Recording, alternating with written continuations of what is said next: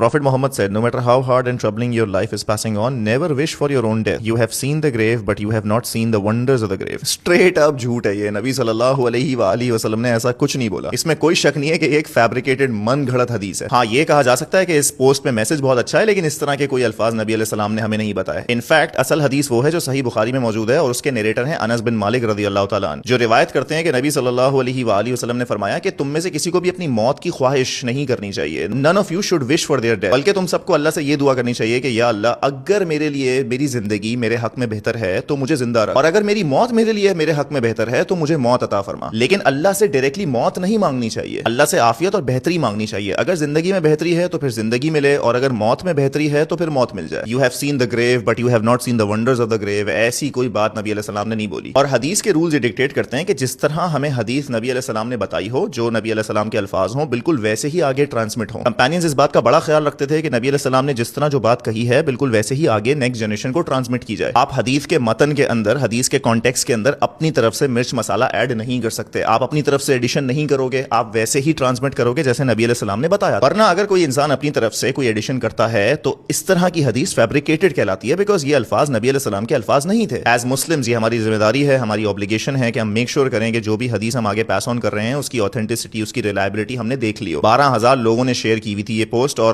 किसी ने भी ऑथेंटिसिटी पे क्लेम नहीं उठाया. और ये याद रखिएगा कि नबी सल्लल्लाहु अलैहि वसल्लम ने फरमाया है कि वो शख्स जो मुझसे झूठ मंसूब करे वो जहन्नम में अपना ठिकाना देख ले. इसलिए नबी अलैहि सलाम की टीचिंग्स को आगे प्रेजेंट करने से पहले आप मेक श्योर करो कि वो रिलायबल टीचिंग्स हैं, कहीं उसमें फ्लॉ तो नहीं है, कहीं वो फैब्रिकेटेड तो नहीं. बिकॉज अगर आपने फेक टीचिंग्स, फैब्रिकेटेड टीचिंग्स आगे पहुंचा दी और लोगों ने उस पर भरोसा कर लिया तो गुनाह आपके सर आएगा. इंटेंशन बहुत अच्छी थी कि नेकी की नीयत से, सदका जारिया की नीयत से नबी अलैहि सलाम की टीचिंग्स को आगे शेयर कर रहे थे, फैलाने की कोशिश कर रहे थे, लेकिन वो सदका जारिया आपके लिए गुनाह जारिया बन जाएगा.